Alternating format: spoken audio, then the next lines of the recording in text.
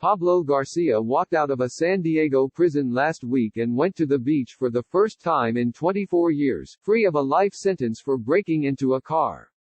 He stopped for a hamburger, French fries and a milkshake at a Wendy's before arriving at his re-entry program in downtown Los Angeles.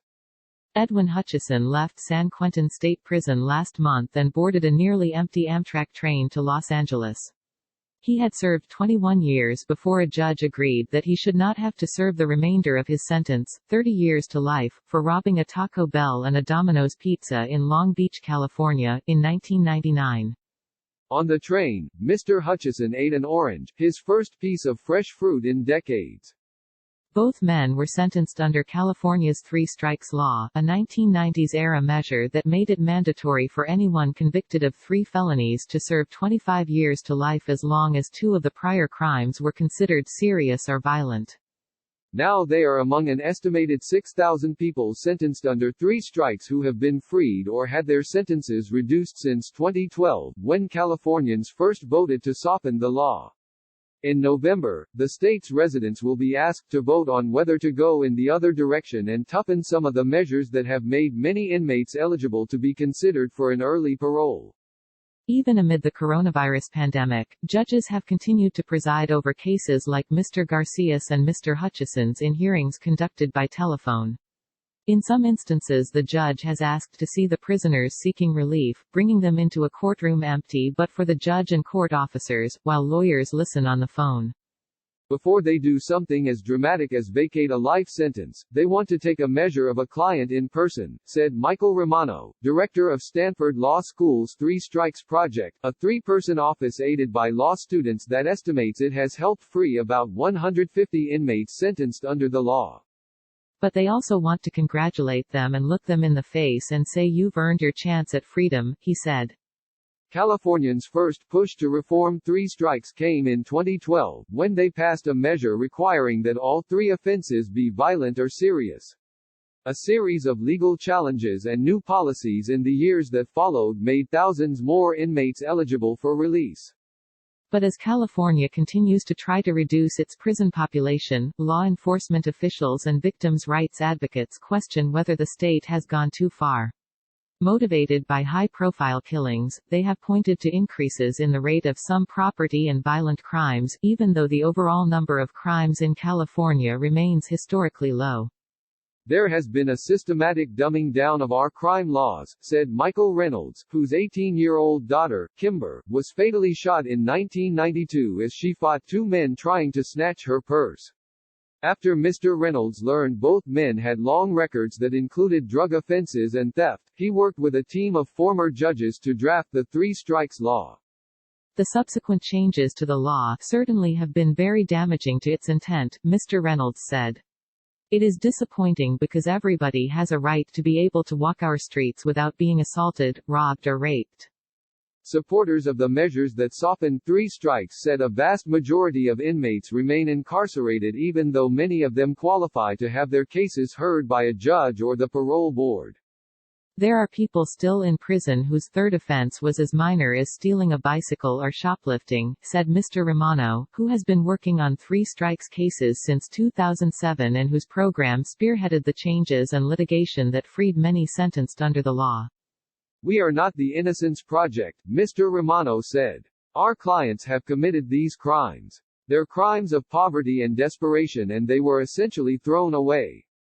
In July 2002, Brian Beinlich went into a Costco in Fountain Valley, Calif., grabbed 2 bottles of Hennessy and tucked them under his jacket.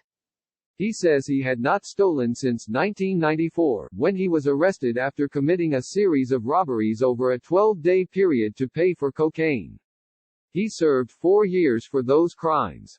After he was released, he found a job, got married and kept away from drugs. But in 2001, he was laid off and his marriage began to fall apart. He fell into a deep depression and relapsed. Twice he tried to kill himself. He entered the Costco intending to steal the liquor and sell it for drugs. Minutes later, he was tackled to the ground in the parking lot by security guards and charged with robbery for wielding a box cutter.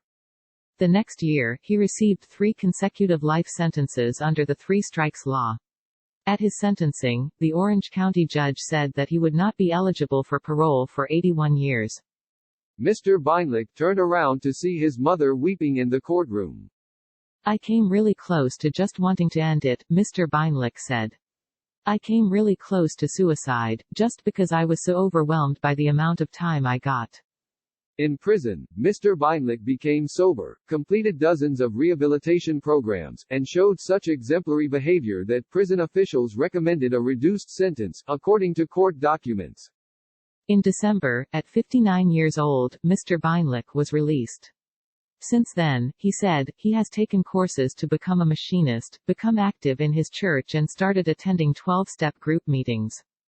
A 2014 study found that the recidivism rate of inmates sentenced under 3 strikes and then released was 1.3% after 18 months, compared with 30% for all inmates over the same period. Critics of some of the changes that softened 3 strikes often note the killing of Officer Keith Boyer, who was fatally shot in Whittier, Calif., by an ex-convict who repeatedly violated the terms of his probation but remained free. Mr. Boyer's killer was not sentenced under 3 strikes, and he was not released under any of the changes in the law, but his case has still been held up as an example of what can go wrong when dangerous people are released to the streets. In November, voters will be asked to vote on a proposal called the Reducing Crime and Keeping California Safe Act of 2020, which aims to roll back some of the changes that reduced certain crimes from felonies to misdemeanors and allowed for offenders considered nonviolent to be eligible for early parole. The changes gave thousands of 3-strikers a chance at early release. Supporters of the SAFE Act say the proposal would designate crimes like rape of an unconscious person, child trafficking, and assault of a law enforcement officer as violent.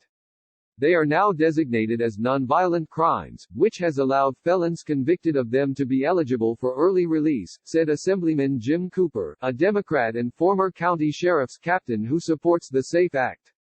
We're not talking about theft or drug crimes, he said. We're talking about rapes, sexually trafficking children, hate crimes. Felons convicted of these crimes will still have a chance at parole, but they won't be able to apply for early release, Mr. Cooper said. It doesn't put one new person back in jail. Dan Newman, a political strategist who worked on the measures that would be rolled back, said the felonies Mr. Cooper cited already carry severe sentences.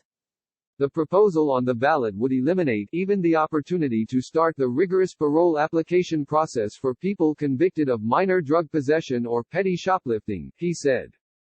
Mr. Newman said supporters of the SAFE Act were using high-profile crimes to scare people into chipping away at changes that have helped free inmates ready to start new lives. If 100 people turn their lives around and become productive taxpayers and good citizens, that's not going to make TV news, he said. If one person commits a crime, then you've got the potential for a bunch of Willie Horton commercials. Governor Gavin Newsom has not yet staked an official position on the proposal, but he has indicated he would not back it, given his past support for the measures the SAFE Act seeks to roll back. You can imagine where I may end up, he told reporters in January. Mr. Beinlich said he began his rehabilitation long before the legal changes that gave him a chance of release were enacted. I decided that even if I had to spend the rest of my life in prison, I needed to change because I didn't like who I'd become, he said. I've seen people brutally assaulted, murdered. I've seen horrible things in prison, but I was not going to be a part of it.